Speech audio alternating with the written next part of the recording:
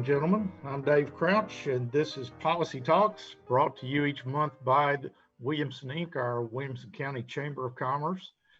We are thrilled to have all you joining us on WCTV Channel 3 as well as on WAKM 950. We have our special guest with us this morning, our Mayor of Williamson County, Mr. Rogers Anderson. Rogers, we're happy to have you with us. Appreciate you taking the time to come and give us an update on what's going on around the county. Well, thank you, Dave. I appreciate being here. Of course, our lives changed back in early March, late February, depending on what you were looking at. But the coronavirus or COVID-19 or whatever you choose to call it has changed our world a lot, not only around the world, but right here in Williamson County and Franklin and Brentwood and Owensville. What is the latest on the numbers, Mr. Mayor, and how is it looking? Well, Dave, I think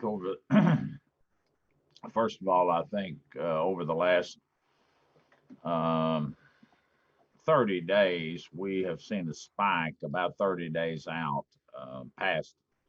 And over the last 30 days, we're trying to get that spike down. And certainly during the last week, those numbers are looking more favorable from a standpoint of Williamson County. I know there's so many different numbers out there, Dave, you know, from the feds and from the state, and trying to keep up with it. And it's a full-time job that our emergency management, Todd Horton and Bill Jorgensen do, getting that information and getting it sent back out over the different webs. But the numbers are not where we want them to be, but they are certainly improving each and every day. And I think I do want to say thank you to all of those people out there that are helping us get those numbers down and keep them flat so we can keep business going and schools trying to get opened up and you know, just for the overall public health of our community. Right. Now, about a month ago, I think on the 6th, you signed an executive order requiring everyone to wear a mask when they're in public around Williamson County. You made a lot of friends, a few enemies by doing that. But what did you see? What was it that pushed you over the fence, as you might say, to decide to make that decision? So if I could frame the entire scenario, it was on August the 3rd, the order actually will run out. So it was good for 30 days. So on July the 3rd, the decision was made to ask everyone and mandate everyone to wear a mask. But that decision was made over the long weekend from a Friday, Saturday, and Sunday, and talking to a lot of people, looking at a lot of numbers, our medical community, our two superintendents of school, Jason Golden, the Williamson County Schools, and David Snowden, Dr. David Snowden over the Franklin Special. And at that time, they were still crunching their numbers. Their school boards make those decisions on what to do about schools. But it was imperative that they push those numbers as low as they possibly could so we could get back into the classrooms.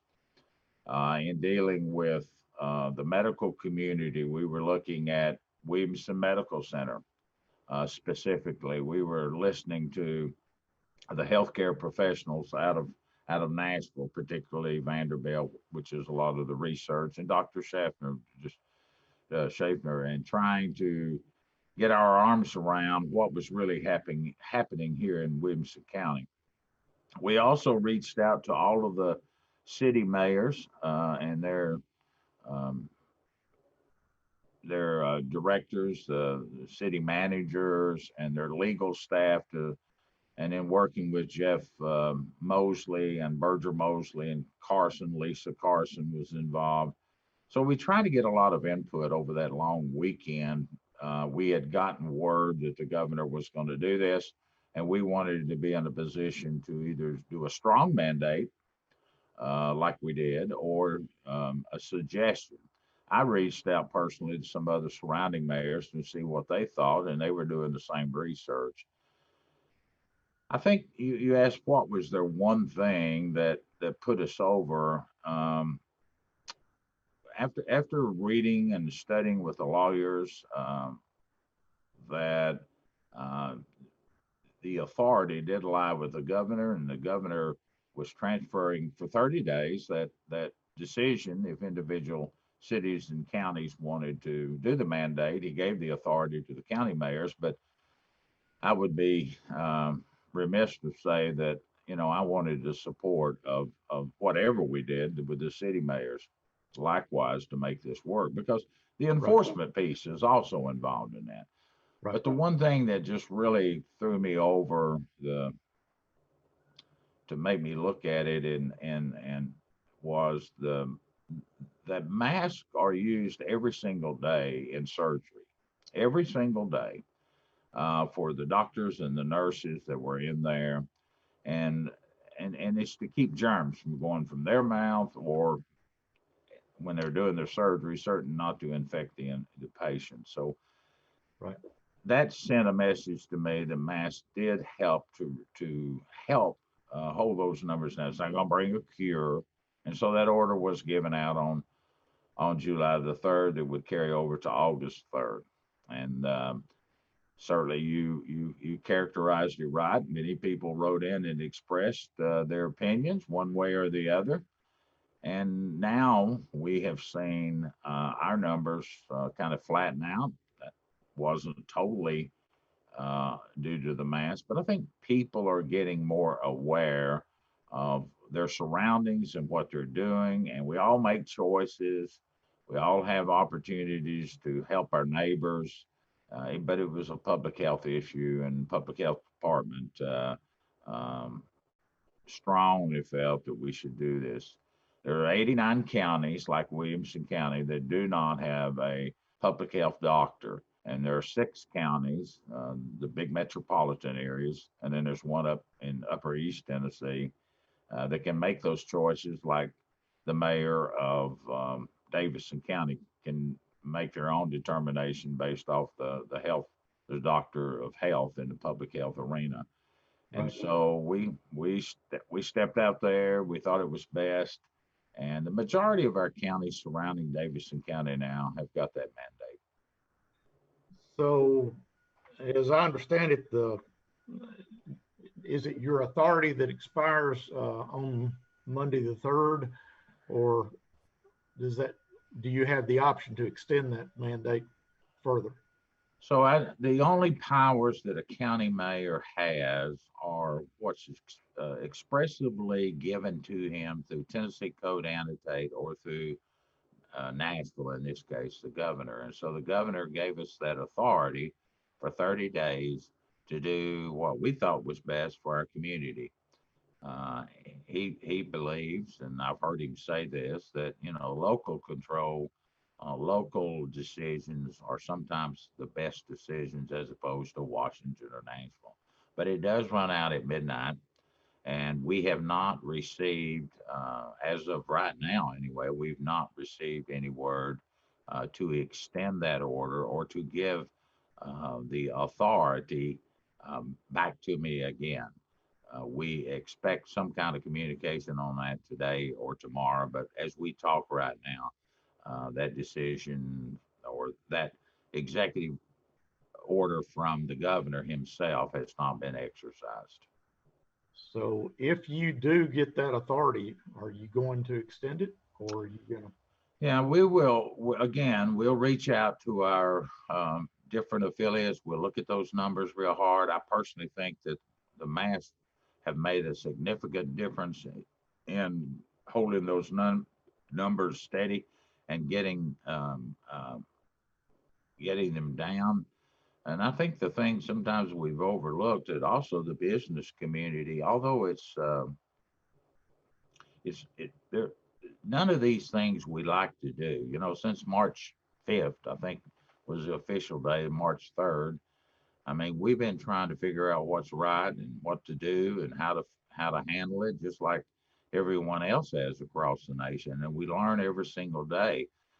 Um, our our testing center out at the Ag Center, where Kenny Wallace oversees, we've on the highest day we've done a little over 1,100, and the lowest is around 350. And right now, we're still having some 250 to 350 people a day come in on a 4-hour workday to be checked, and anyone can be checked for that. And of course, the more you test, the more positives you're going to get. But that's the whole concept of this is find out who has it and then do contact tracing and let those people go to work and ask people that have tested positive, they need to stay home for 14 days and monitor their own health. And those people that have been around them, we're finding out this virus, this germ, I call it a rascal. If you're old enough, you know what that means. It's a rascal, and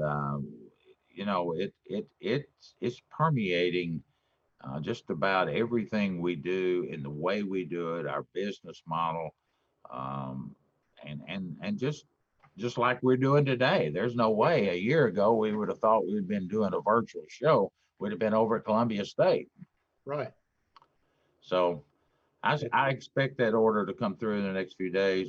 I talked to the mayors over the last 48 hours, and they've given me their input, and so we'll make that decision here in the next, if we get it, and then by I guess Monday morning. Is that right? Today's the last day of July, and so sometime Monday, Sunday, late Sunday night, we'll see what happens. all right, sir. Now, is everything capacity wise out at Williamson Medical still okay? Are they, I know they were getting close to capacity here a few days ago, but and actually had several of their employees, I think, that had tested positive. So, um, what's the status there? So, in talking to, of course, Don Webb is the CEO, but he's not a doctor any more than I am. So, we rely on those medical people to make those decisions.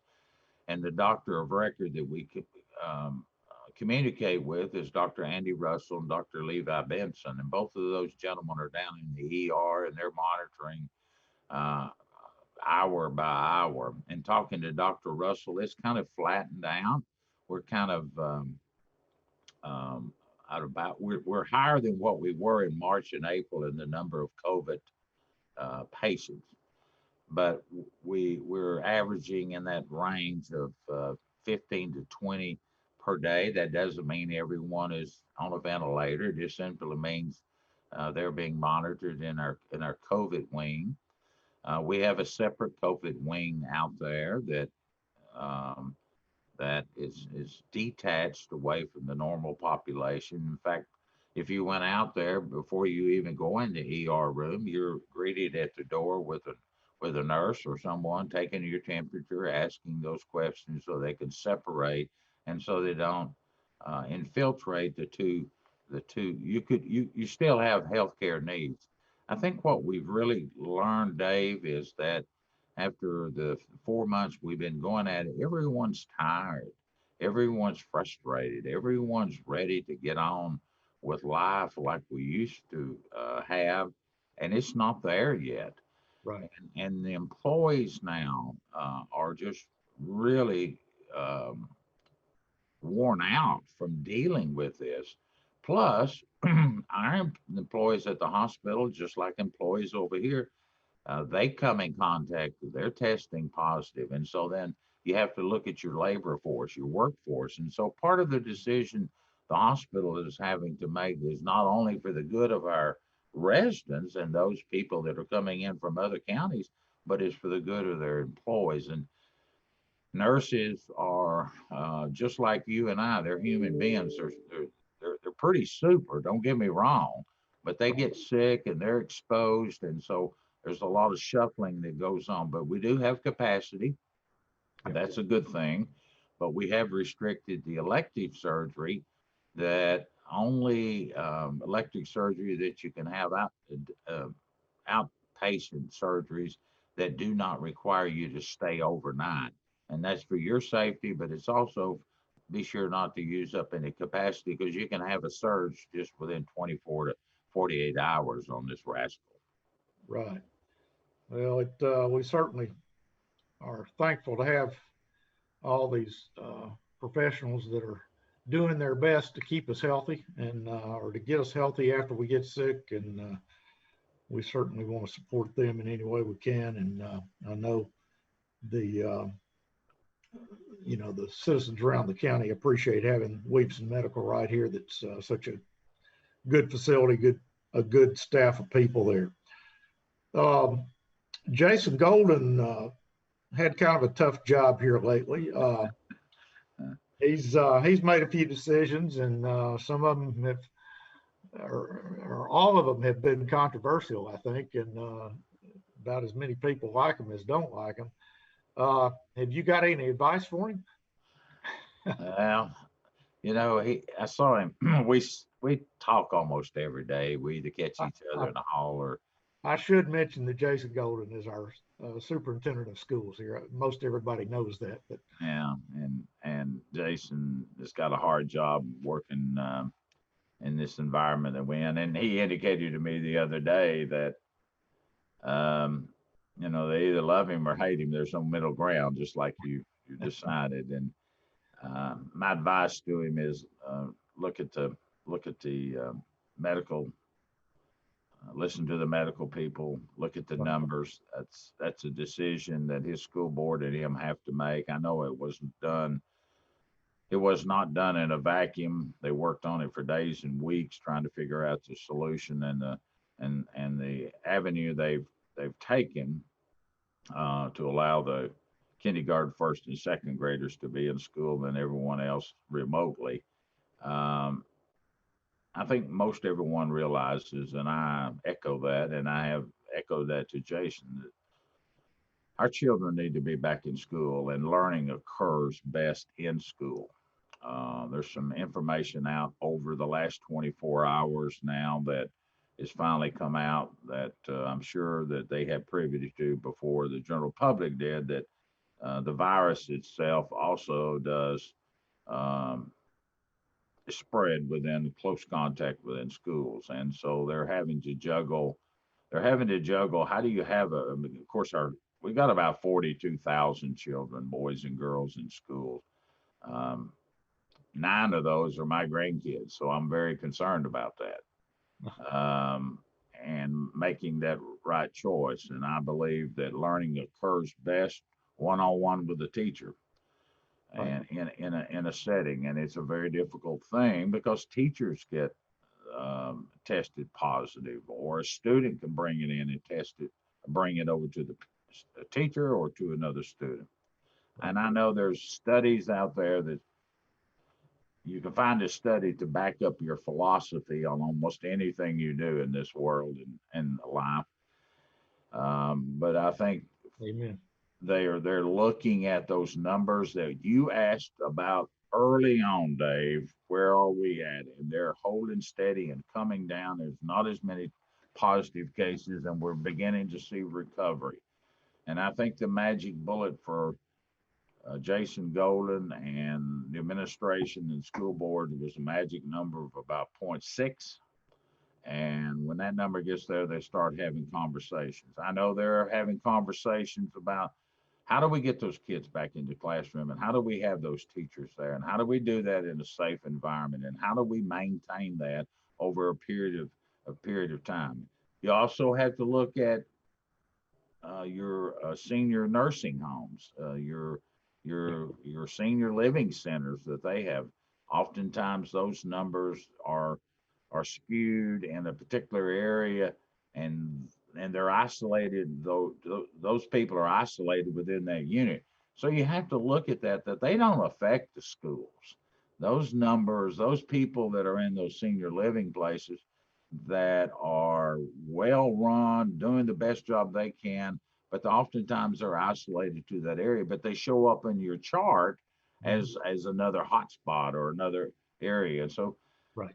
It's a tough call, but I think Jason David Snowden, all of us believe that learning occurs best in the classroom with a professional teacher, but we got to keep everybody safe. I'm hoping that once we roll out this plan, I don't know the exact date off the top of my head, August 8th or 9th, as school's supposed to open up, but I'm hoping that our numbers are really flattening out and they'll be able to go back to the drawing board and said, hey, the numbers are good enough now. Uh, let's try to get our kids back in school. Then you've got this thing called a school bus. It's close contact, and how I do was you? going to ask you how that works. Well, you have Well, a school it bus. works by putting the key. It works by putting the key in the ignition and starting it. But the kids Right. are. I'm being a little humorous there, but it's a difficult thing to transport children in a close environment, and fortunately, most of our buses don't have air conditioning, so you want that fresh air. I mean, there's just so many things that evolve around it, and getting our children to school and then getting them home safely and having good drivers. You can only put so many kids on a bus when you're trying to do spacing, and we can't find bus drivers now Right. uh, to drive the normal routes that we have. So it's a recipe for a lot of discussion, but I think they'll get there if we get the numbers down. The county commission was kind enough to provide funding to buy, I think they call them Chromebooks for any of the kids that were not able to, I guess, afford them uh, of their own. And I guess my question is, do we have internet service uh, everywhere we need it to do that? And are we making any progress there? Well, to answer your question point blank, no, we don't have internet service and all throughout our county. I think Middle Tennessee Electric and United Communications out of the Chapel Hill, College Grove area formed a partnership a couple of years back, formed a merger, and they're running those internet lines all along the southern quarter of our county, College Grove, Bethesda, Flat Creek, and then swinging back around and going on out of. Ultimately, Middle Tennessee Electric is trying to get cable service to wherever they have power lines, which is everywhere just about. Right. And then you've got traditional, really big boys, AT&T and Comcast, and but we still don't have, and some private services beyond that, but we still don't have sufficient internet service in so many places in our rural areas. And so Chromebooks were issued, and even some little attachments they call hotspots, hot boxes that allow you to connect, but you have to have a direct shot into one of our towers, radio towers, for that to really work and work sufficiently. So Right. we're working with the libraries, we're working with everything that we possibly can, given the parameters. The county itself is not in the cable business. That's usually done by the big boys. The city has some cable service that they run. We do too for our own businesses, but we hook up with Comcast, we hook up with AT&T, or we hook up with city and county to get those services here within our cities. Brentwood and Franklin, for the most power, most of our cities have good internet service. It's when you get out into the unincorporated area, Dave. Right. Well, it's that's getting more important as people work from home and um, Well, one of the things, if I could interrupt you, that we've seen, there's been a push for the last 5 or 10 years about telemedicine. Um, Telemedicine is a way that you can communicate with the doctor, the hospital, et cetera, without physically going in. And in fact, some of the issues that when the legislators in Nashville go back for their special session to deal with two or three items, telemedicine has been identified as an area that they want to look at and communicate with. But telemedicine in itself is not very effective. You need that Wi-Fi. You need good connection to be able to get that. Now right. you and I both can take a picture of a bumblebee or a sting or something. We both know how to take a picture on our phones and send that to our doctors, but that's primitive forms of telemedicine. You need to have a little bit more sophisticated that. But we've all probably done that. You got a bug bite or a sting bite, and swelling occurs, and you you send it to your doctor, and he looks at it and says, "Yep, you got a sting bite. You better come in." Right. Uh, they need Zoom to check out your body language and other things that help them diagnose what's going on. I'm sure, but it's uh, rapidly changing world. At least school sports appears to be back. Football, we might actually have some football this season, and that'll make life better, I know, for a lot of us. What about elections? Are we seeing any changes in the patterns there? The number of requests for absentee ballots, things like that. How is that changing things? Well, thank you, Dave, for asking that question. Early voting will finish up tomorrow, August the 1st, at noontime, at all of our early voting precincts. And one of them is over here at the administrative complex. Yesterday, on Thursday the 30th, was one of the busiest days that we've had for in-person voting. I have not seen or heard the absentee numbers from yesterday by this morning, but yesterday was a very busy day and numbers of people coming in, and there's a steady line. There's not a backup for you to vote, but there's a steady line that people come in. We did some things over here to kind of change the way people come in to vote. If you come to vote under the guidelines that are put out by the election commission, uh, um, you're not required to have a mask. You're not required to have your temperature. You can just come in and vote. Now, we highly encourage that, and the vast majority of people are coming in with masks uh, and to go in to vote. And they're not lingering around in the halls. They go vote and they get out of here. So, I from the standpoint of being busy, the men and women that are working in the election um, commission under the oversight of Chad Gray, um, I know they're extremely busy, and the real challenge will be on those absentee votes or mail-in votes. It is an absentee and mail-in are two different terms. Absentee is you physically can't get out and get here to vote.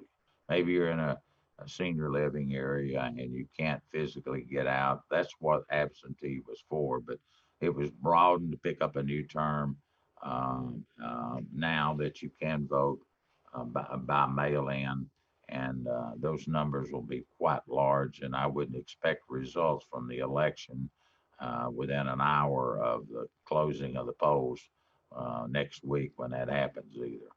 So you do think they are equipped to count all those? Yeah, they do. They have to validate those and count those, and they'll have to wait until election day because uh, many things could happen between now and election day, as you know. Right. But that's when they're done. So it's going to take some time to get all those counted. Right. Now this whole pandemic is also having an economic impact on uh, not only the county but the folks that have lost their jobs, the businesses that have been shut down because of it. Revenue wise, what kind of impact are you seeing uh, for the county and the amount of funds that you're going to have to distribute as time goes on? Well, it's a tough call. This year's budget committee that within the county commission was overseen by Paul Webb, county commissioner out of Brentwood, and so him and his committee, along with our staff here, Nina Graham and myself, we had pretty well put that thing to bed by about February, March. And we were rolling along. And then March 3rd, March 5th hit. And we had the first case in the state in Williamson County. Mm. And that completely undone within a matter of weeks everything that we had put together. Right. Uh, Within days, things were beginning to shut down and pull back, and people were concerned. And so, immediately, in the role that I play as the chief financial officer of the county, I went up to the schools because the schools get they get in the operating side, they get about 65% of our budget, and throw in the debt side to pay for the school buildings and the capital call. It's closer to 73% of the total tax dollars. So I went up to Jason. I said, Jason, the parameters have changed. The guidelines we put out, we need to go to a zero-based budget. And basically, what that means is last year's budget until further notice. We may have to change that again, but we feel like we can duplicate what we did, the budget that we started on July the 1st, 2019, Right. which basically meant that all raises were off the table, all growth, except for growth items, everything else needed to be revisited. And wherever your dollars were in your budget, if you needed a little bit more for telephone bill as opposed to utility, move it around within your individual line items, but don't come in and ask for any more money except for growth. And we knew what our growth numbers were expected to be. Right. And then we went to work looking at the best models that we have. Um, this state is a sales tax driven state, and this county works off from sales tax and property tax. Cities, oftentimes their budget is made up of 50% or better off from sales tax. And when people aren't buying in the bricks and mortar stores, we kind of thought, well, that's not going to be good. When Right. it's percent of your revenue. Look, But really. all of a sudden, everyone started ordering online. Some of the things we took for granted, we many of us have been ordering pizza for years, but all of a sudden we were ordering everything online from appliances. It's kind of funny to me during this period of time. My upstairs air conditioning unit went out. And I like to never, the guy that I have used for years, he said, well, has anybody there got corona? Has anybody got the virus? Well, I happen to have a son. I think he was like the second or third one in the state who was living with me, him and his wife and three children. They moved back from Texas, and they weren't real happy about coming out and wanting to put a unit in.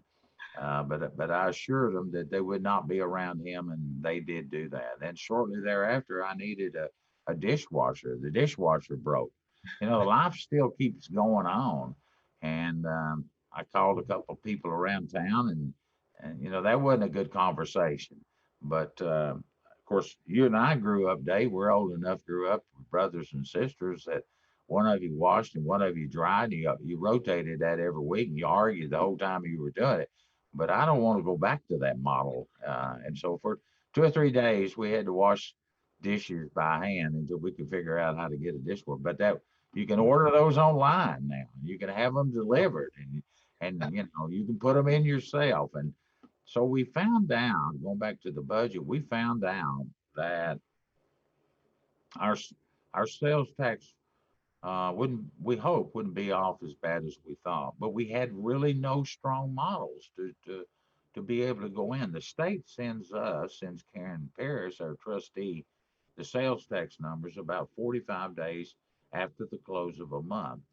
So at the end of March, the best you could see those results would be the first part of June, Mm. because time all the businesses submit their sales tax and you get that number back out to the cities and counties. It wasn't current; it was already history, and we were all starving for this this data so we could, because we're in the middle of budget, we're really on the Right. backside of it.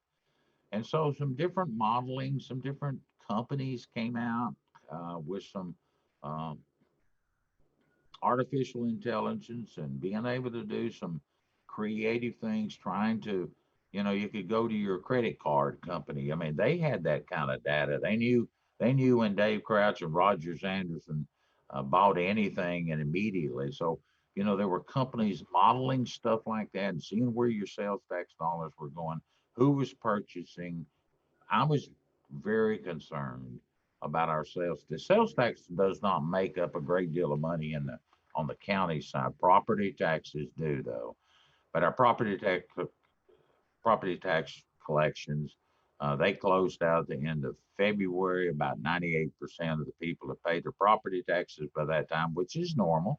And Karen was reporting those numbers. Karen Paris, our trustee, was reporting those numbers on a weekly basis and saying, our collections are in, they're holding steady. We've got to look at other revenue. And then you've got the gasoline tax. Well, all of these taxes that you get. Nobody's traveling anymore. Nobody's going to Nashville day in and day out. So your gasoline sales tax. But now alcohol sales were going up. Grocery sales were going up. And so it was a mixed bag.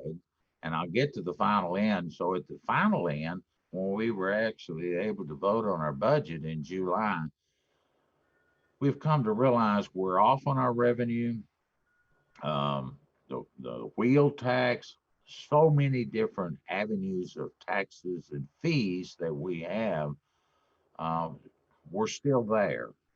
Right. The new home construction fees, we probably issued more swimming pool permits during the last 100 days than we have done in the last year to year and a half, because people had to figure out how to live within their house, and if they had children, they had to figure out a way to get them out of there. They were going to tear their house up in front of like my grandkids.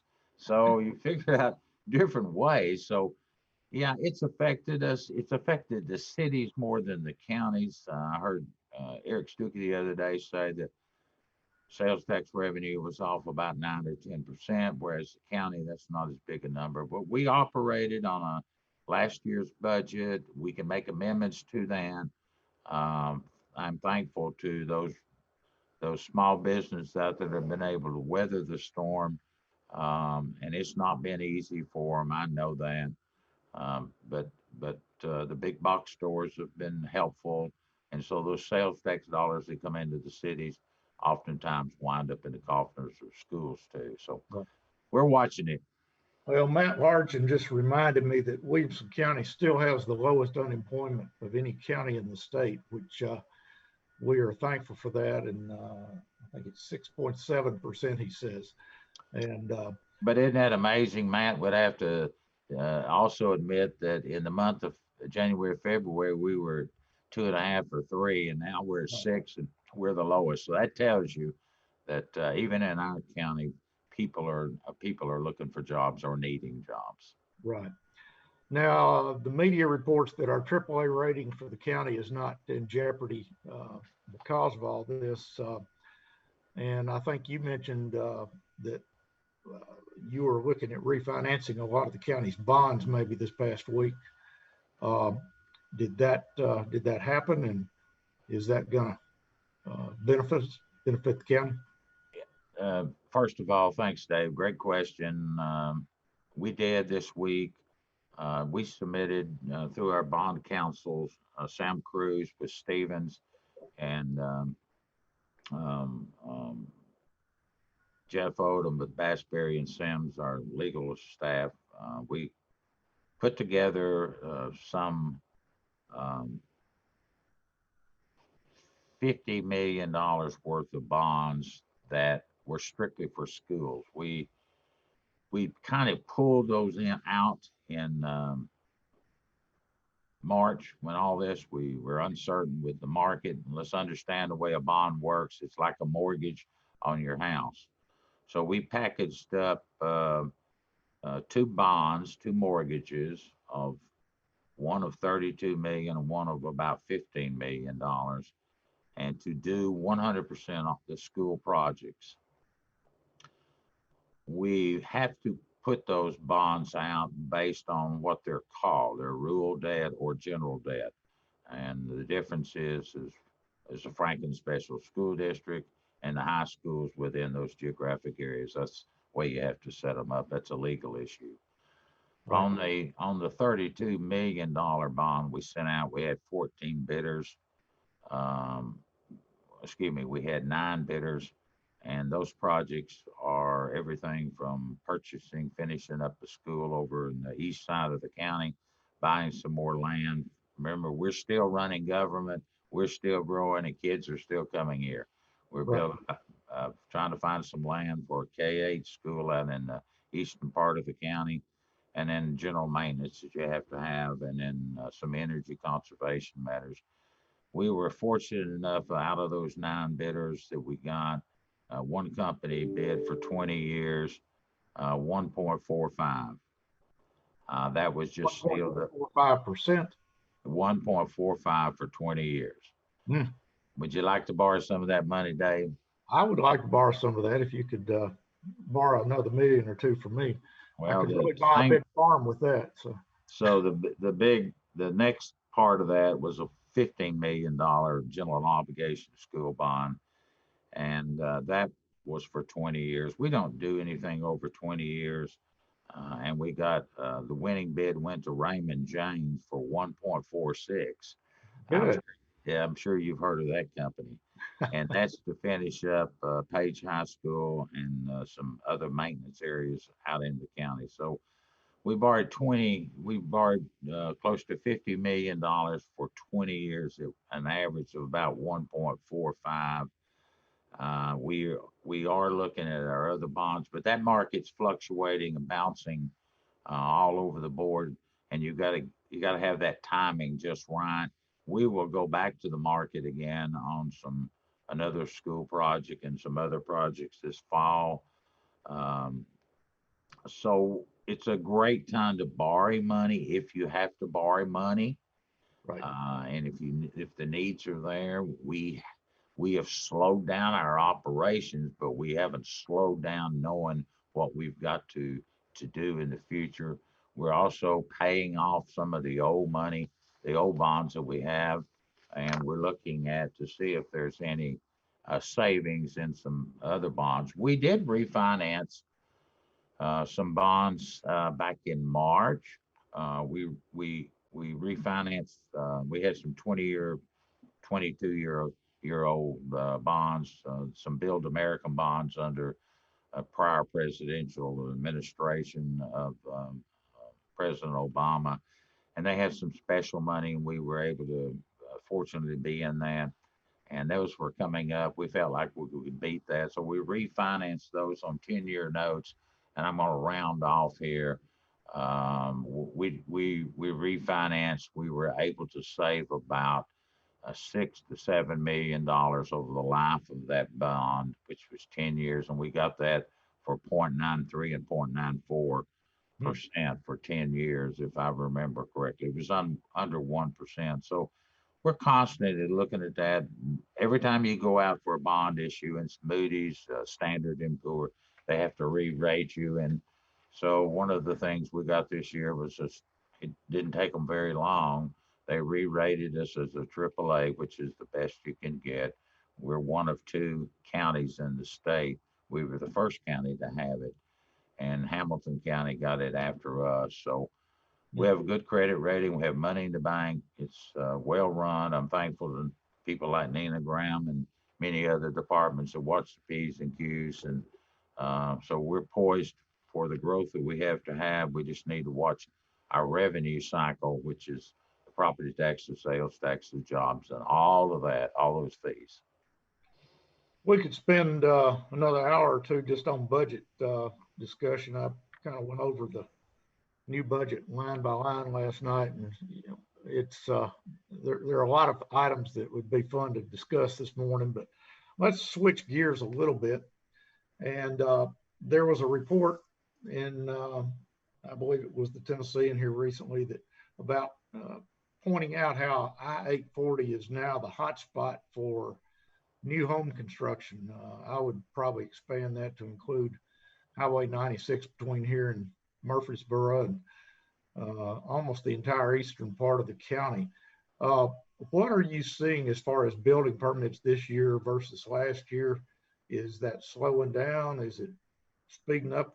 What's going on with So our county? if I can kind of frame that question a little bit different, that the growth pattern of Williamson County projection for unincorporated Williamson County. Now, I'm not talking about Franklin and Brentwood in the cities, Spring Right. Hill, Thompson Station, but the unincorporated part, our building permits are up from where they were last year on a year-by-year basis.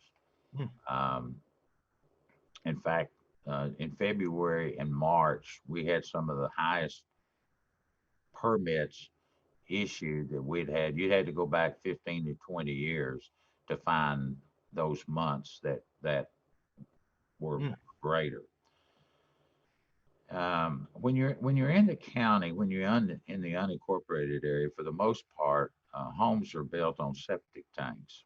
Now there are some new modern technology that's been invented, and so larger subdivisions are using some different systems to be able to get those homes in. Also, the first part of this year, the county commission uh, voted under the comprehensive plan to increase the size of a lot to 5 acres. Now, there's some exceptions to that around the Triune community. That's called a hamlet. Leapers Fork, Grassland community. There's a handful of those little communities that um, that are carved out, and they have either stricter or a little different guidelines. But currently in our county, we are working on the zoning. So if people are listening to this through WAKM or watching it on TV this morning, we're in the process of doing our zoning to match up with what the county commissioner said. We want 5 acre lots, and they voted 20. I think it was 23 or 22 to 1 that all future lots in the subdivision would be large scale. Hmm. And so now the zoning has to follow that. So what we're doing by doing this avenue is slowing down that density load that occurs in the subdivision. Now, that wasn't always popular on that night's vote at the county commission. We had public meetings, had a lot of communication. Joe Horn, Mike Madsen, Chris Duranson spent a great deal of time putting this together with our consultant that we had to get out into the community and explain the way this works. There are some modeling out there in other parts of the country that say a 5 acre lot um, over a period of time brings as much as 5 1 acre lots, if that makes sense what I've said, and in fast growing communities. And our existing people are saying, slow this thing down. Now, I'm sure Matt would confirm, he could probably chat us in here. I think our number one state for new out of state growth is probably still California.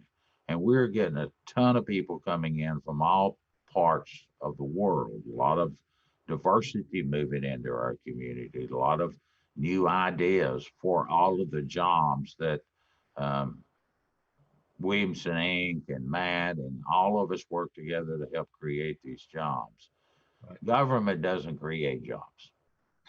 We're just a conduit, and the cities and within within our county, they have their own rules and regulations. But the growth in the county continues to be strong. The growth outside the cities is a real challenge for us because of the network of roads. Most of them are, Eddie Hood will tell you, most of them are less, they're certainly not ideal to put super highways through. So we're looking at how do we build stronger, wider, safer roads, but yet leave the integrity and the character that so many of the people around here will come to love and expect. You go down by your house on Lewisburg Pike, uh, it it it's amazing the number of the cars that go through in front of your house every day.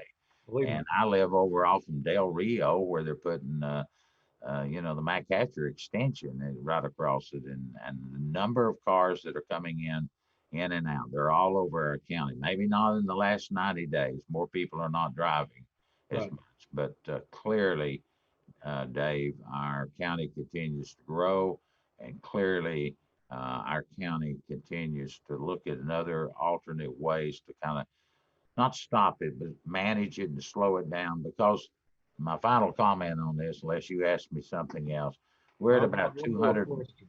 Yeah, we got about 235, 240,000 people. The census is going on right now. Please fill that out.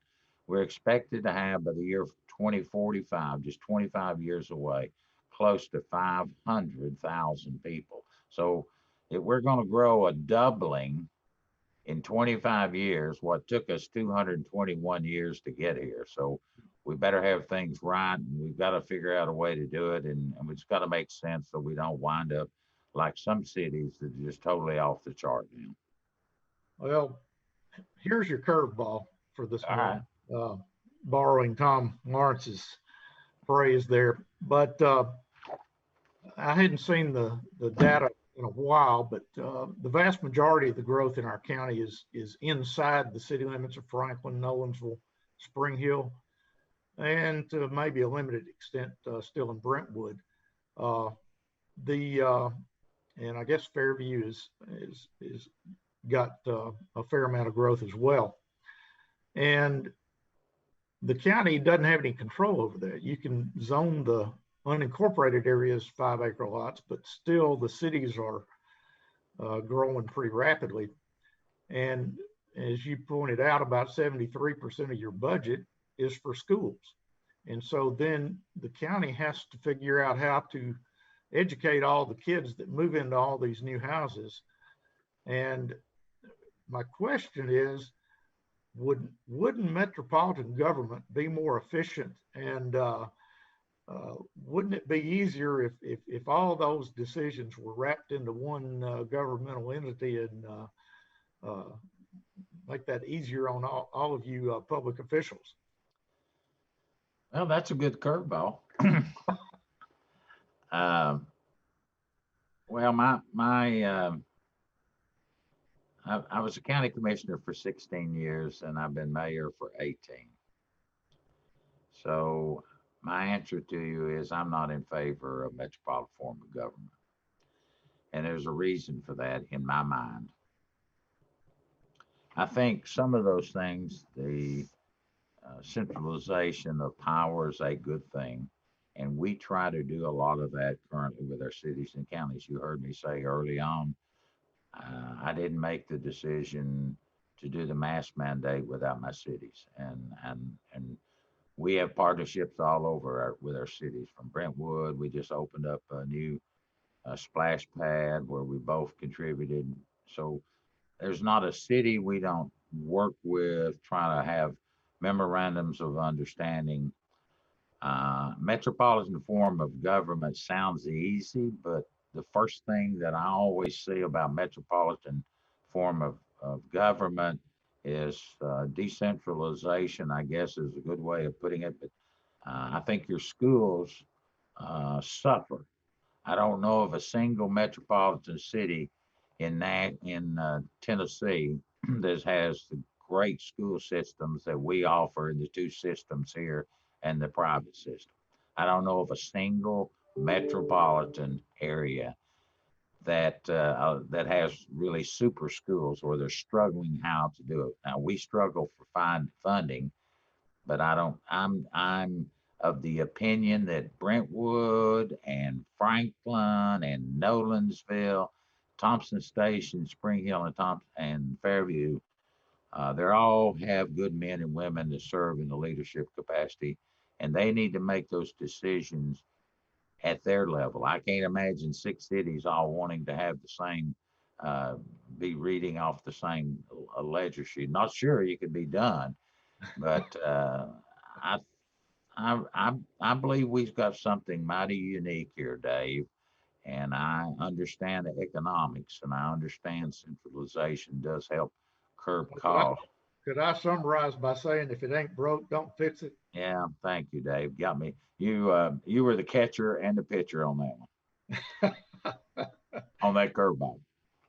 You've you've got a couple more years left on your current term, and just curious as to what you have hoped to accomplish this time around, and are you going to be able to get it all done in 2 years? Well, Dave, I've enjoyed it. I love the people for letting me be the mayor. I am so thankful to be a mayor of this county, and you and I have been around a long time, and we've made decisions, both popular and unpopular. But it's not just me; it's all the people, the cities, and we all get along. And it's just like the mask mandate. There were some pretty nasty mask mandate emails. Um, but I think most people understand we're trying to do the best job that we can with it to try to do it.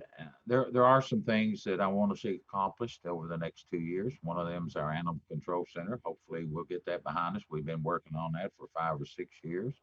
We've got to look at our juvenile court system. It's overwhelming. Uh, Judge Guffey does a heck of a job down there, but we got to have some space, and that's a 55 to 60 million dollar purchase. Right. We need a new jail. The current jail's 31 years old. Dusty does a great job of overseeing it. Dusty Rhodes and his predecessor before that, but it's 30 years, and it needs, you know, a lot of things have changed in 30 years, and I know we got to wrap it up. And our court system, as we grow, more and more people use the court system. So a new jail, juvenile, all that's probably somewhere around $250 million. Mm.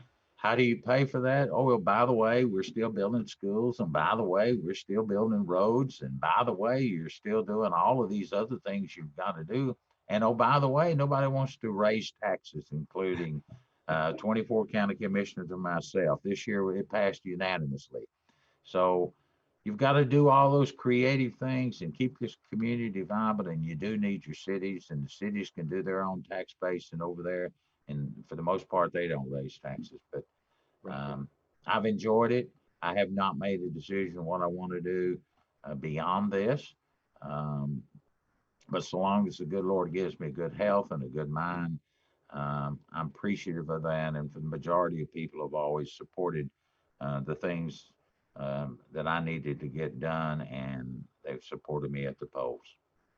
Well, I guess the same phrase would work on the last question as it would on this one, is if it ain't broke, don't fix it.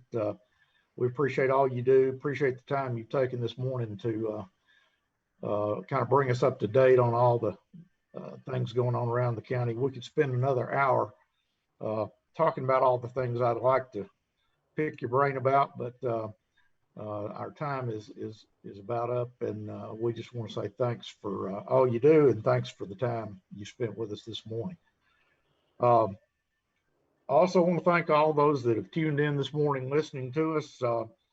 Creed Henderson over at WCTV and his team are doing an amazing job making us look good, and Tom Lawrence at WAKM 950 always gets us out all across the county live as we conduct these sessions. Chamber staff does a lot of work behind the scenes to make these things happen. Matt Largen and Nancy Conway and Kel McDowell, Griffin.